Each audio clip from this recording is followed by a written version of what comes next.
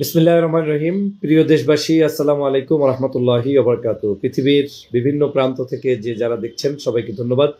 আপনারা জানেন আজকের ত্রয়োদশ জাতীয় সংসদ নির্বাচনের ফলাফলের পরে প্রথম শপথ অনুষ্ঠান অনুষ্ঠিত হচ্ছে এবং সেই শপথ অনুষ্ঠানে দুটি শপথ নেয়ার কথা। প্রথমটি হচ্ছে জাতীয় সংসদ সদস্য হিসেবে শপথ গ্রহণ করবেন, আর একটা হচ্ছে সংস্কার পরিষদের শপথ অনুষ্ঠানে তারা শপথ বাক্য পাঠ করবেন। কিন্তু বাংলাদেশ জাতীয়তাবাদী দলের এই বিজয়ের পরেও তারা বিজয়টাকে মনে হচ্ছে হারিয়ে ফেলছে।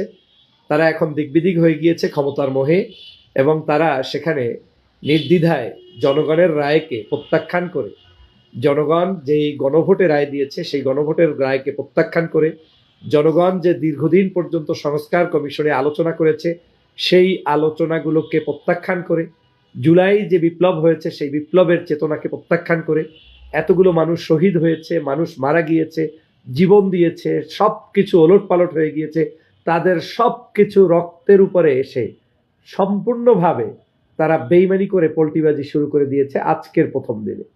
বাংলাদেশের সাধারণ নাগরিক এই বিষয়টাকে কিভাবে দেখছে আপনারা ইতিমধ্যেই উপলব্ধি করতে পেরেছেন যে এদেশের জনগণ চেয়েছিল দেশটার একটি সংস্কার, দেশটির একটি সুন্দর ব্যবস্থাপনা।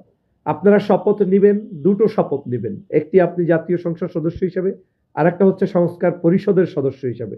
বিএনপি স্পষ্ট বলে দিয়েছে সংস্কার পরিষদের সদস্য হিসেবে তাদের কোনো শপথ নেয়ার বৈধতা নাকি নেই, এতটুকু পর্যন্ত নাকি যা এসেছে এটা সংবিধান মোতাবেক, ওইটা নাকি সংবিধানের মধ্যে নেই। তাহলে সংবিধানের কোন জায়গায় লেখা আছে যে আপনারা যখন শেখ হাসিনা বাংলাদেশ থেকে চলে গিয়েছে এরপরে এই যে দীর্ঘদিন পর্যন্ত সংস্কার আলোচনা করলেন, বাংলাদেশের মানুষের ভাগ্যের পরিবর্তনের জন্য মূলা ঝুলিয়ে রাখলেন, আলোচনার পর আলোচনা, টেবিলের পর টেবিল, কথার পর কথা, বক্তব্যের পর বক্তব্য, হ্যাঁ আপনারা যে বক্তব্যের আবার কি এন্টি বক্তব্য দিয়ে দিয়ে দিয়ে দিয়ে মানুষের সাথে 18 মাস পর্যন্ত প্রতারণা করলেন, এখন বললেন যে সংবিধানে যতটুকু পেরেছি ততটুকু শপথ নিব, আর নিব না। সংবিধানের আপনি আজকের এখানে উপস্থিত হয়েছেন বাংলাদেশের জুলাই অভ্যুত্থান পরবর্তী সময়ের আজকের এই গণভোটের উপরে ভিত্তি করে আপনারা এখানে উপস্থিত হয়েছেন। গণভোটের রায়কে যদি আপনি নাই মানেন তাহলে আপনি গণভোটের পক্ষে কেন বক্তব্য দুই এক জায়গায় দিয়েছেন? যদিও সবাই বলেছে আপনারা গণভোটকে না বলেছেন, কিন্তু ভুলে ভালে হলেও জনাব তারেক রহমান সাহেব তো কোনো এক জায়গায় বলেছিলেন যে গণভোটের হায়ের পক্ষে আমি আছি। যদি আপনি গণভোটের হায়ের পক্ষেই থাকেন তাহলে জুলাই সনদের ভিত্তিতে যদি আপনাকে সামনের পথে আগাতে হয় তাহলে তো সেখানে স্পষ্ট বলে দেয়া আছে যে আজকের দুটো বিষয় আপনি শপথ পাঠ করবেন, এবং শপথ কে পড়াবে তাও স্পষ্ট বর্ণনা করা আছে। যেই ব্যক্তি আজকের আপনাদেরকে সংসদ সদস্য হিসেবে শপথ বাক্য পাঠ করাবেন ওই একই ব্যক্তি আপনাদেরকে এই সংস্কার পরিষদের সদস্য হিসেবে শপথ বাক্য পাঠ করাবেন।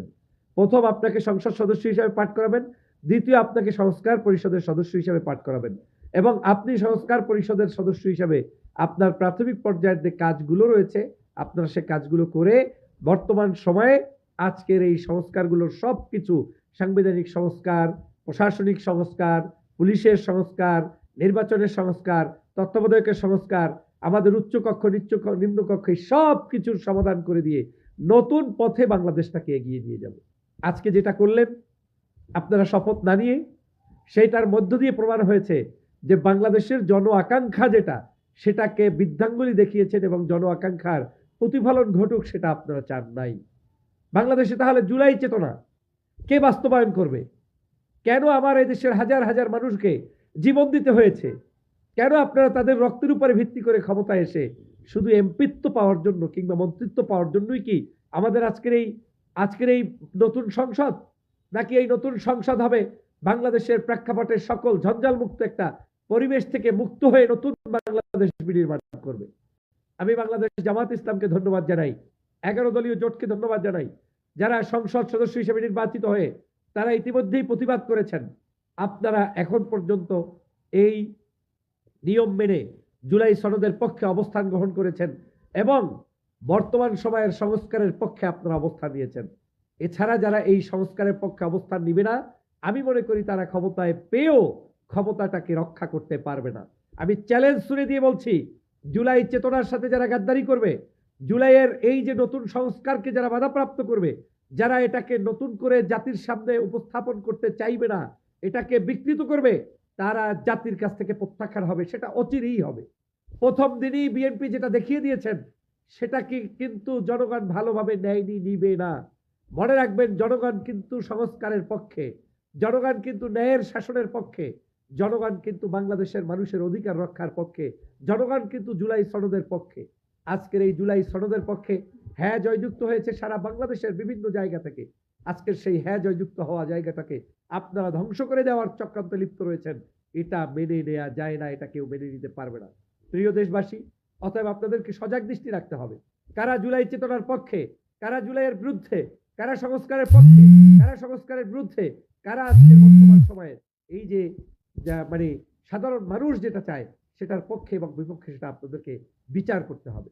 প্রিয় ভাই বোনেরা, আমি ব্যথিত হয়েছি যে আজকের এই এই নির্বাচনের পরে সাধারণ মানুষ যে সংস্কারটা চেয়েছে সেই সংস্কারটায় ঐক্যবদ্ধভাবে সবাই সিগনেচার করে আজকের শপথ নেওয়া উচিত। আজকে উচিত ছিল বিএনপির যেমন জাতীয় সংসদের শপথ নিয়েছে, একই উপায়ে সরকার যে আপনাদেরকে সংস্কার পরিষদের যে শপথ বাক্য পাঠ করাতে চেয়েছে সেটাতেও আপনাদের সিগনেচার করে সেখানে শপথ নেওয়া উচিত। কিন্তু আপনারা এটা নিলেন না। তাহলে আপনারা কেন সেই সংস্কার কমিশনে গিয়ে গিয়ে নতুন নতুন গল্প শোনাতেন? তার মানে প্রমাণ হয় সংস্কার কমিশনে যত আলোচনা হয়েছে, যাই হোক সালিসি তালগাছ আমার, মানে বিএনপি যে পরামর্শগুলো দিয়েছে এর বাহিরে যত রাজনৈতিক দলই পরামর্শ দেখ না কেন সেটার কোনো বিন্দুমাত্র গুরুত্ব এই বিএনপির কাছে নেই। না হয় আজকের তারা এত বড় বিজয় পাওয়ার পরে স্বাভাবিকভাবেই এটাকে মেনে নিয়ে সুন্দরভাবে সংস্কারের পক্ষে যাবে। আমি হলফ করে বলতে পারি, আজকের দিনটাতে তারা যেভাবে সংস্কার বিরোধী কার্যক্রম দিয়ে যাত্রা শুরু করেছে, আমার মনে হয় আগামীর যে কোনো, এই যে উচ্চকক্ষ বলেন, নারীদের ক্ষমতায়নের জন্য তাদের এমপি বাড়ানোর কথা বলেন, এগুলো আমার মনে হয় না বিএনপির দ্বারা খুব একটা সফল কাম কোনো পরিবর্তন হবে। কিন্তু এই কারণেই বিএনপি বিগত দিনে বিভিন্ন সময় ঠকেছে। ওই যে তত্ত্বাবধায়ক সরকার ব্যবস্থার আন্দোলনও কিন্তু বিএনপির কারণে কিন্তু সেই সময় ভেস্তে গিয়েছিল। কিন্তু পরবর্তীতে বাংলাদেশে যে আন্দোলন হয়েছে, জামাত ইসলাম সহ তারা যে রূপরেখা দিয়েছিল যে তত্ত্বাবধায়ক সরকার ব্যবস্থা চালু করতে হবে, শেষে কিন্তু 3 মাসের মধ্যে তাদের সেই ক্ষমতা হারিয়ে ফেলেছিল এবং 3 মাসের মধ্যে তাদেরকে সেই তত্ত্বাবধায়ক সরকার আইন পাশ করে তারপরে বিদায় দিতে হয়েছে এবং নির্বাচন দিতে হয়েছে। আজকে যদি এমন হয় যে ক্ষমতা গ্রহণের আগেই আপনি এরকম কঠোরতার দিকে যাচ্ছেন এবং জনগণকে আপনি ভায়োলেট করছেন, তাহলে জনগণ এমনও হতে পারে এত বড় ক্ষমতা আপনি ধরে রাখতে নাও তো পারতে পারেন। কারণ এই ক্ষমতা আপনাকে চিরদিনের জন্য বন্দোবস্ত করে দেওয়া হয়নি। বাংলাদেশে এখনো মনে করবেন আপনার চাইতে 2% সারা বাংলাদেশের ভোটের হিসাবে, আপনার হিসাব অনুযায়ী 2% কম ভোট বিএনপি এই যে জামাত জোটের। আর যদি সেই 2% আপনি বৃদ্ধি করতে চান, তাহলে এই সংস্কারের পক্ষে অবস্থানকারী আরো রাজনৈতিক দল আছে যারা হয়তো জোটের মধ্যে নেই, তারাও তো যুক্ত হলে আপনি কিন্তু তাদের চাইতে অনেক ডাউনে চলে যাবেন। অতএব বিএনপির আমার জায়গা থেকে পরামর্শ হচ্ছে তাদের উচিত সংস্কার পরিষদের শপথ গ্রহণ করা।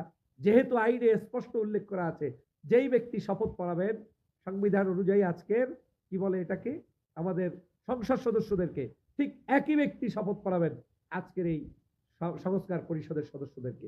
তাহলে আপনি যদি নির্বাচন কমিশনের প্রধান নির্বাচন কমিশনারের হাত থেকে আজকের কোন আইনের বলে আপনি তাদের কাছ থেকে শপথ বাক্য পাঠ করছেন, নিয়ম অনুযায়ী এটা তো আপনার স্পিকার পড়াবে, না হয় আরেকজনে পড়াবে, আপনি তো আজকের পড়ানোর কথা না। তো সেটা আপনি মেনে নিতে পারলেন কারণ আপনার এমপি হওয়া লাগবে। আপনি মেনে নিতে পারছেন না কে শপথ বাক্য পাঠ করাবে আপনার সংস্কার পরিষদের, কেন ওইখানেই তো উল্লেখ করা আছে যে একই ব্যক্তি, যে ব্যক্তি সংসদ সদস্যদের শপথ বাক্য পাঠ করাবে ওই একই ব্যক্তি সংস্কার পরিষদের শপথ বাক্য পাঠ করাবে। অতএব আইনকে আপনার নিজের স্বার্থে ব্যবহার করার জন্য শুধুমাত্র অতটুকু গ্রহণ করলেন আর বাকিটা করলেন না, এটাকে আইনের প্রতি অশ্রদ্ধা দেখালেন। গত 18 মাসে হাজার হাজার কোটি টাকা নষ্ট করে যে সংস্কার পরিষদে আলোচনায় বসলেন, টেবিলে বসলেন, সংবিধান সংস্কারের জন্য কথা বললেন, সেটার কোনো গুরুত্ব প্রথম দিনই আপনি দিলেন না। এটা আসলেই দেশের জন্য দুর্বিষহ। প্রিয় দেশবাসী, অতএব দেশ কোন পথে যাবে সে বিবেচনা আপনাদের, এবং এই দেশকে সামনের পথে এগিয়ে নিয়ে যেতে হলে দেশবাসীকে জাগ্রত হওয়ার বিকল্প নেই। সবাইকে ধন্যবাদ।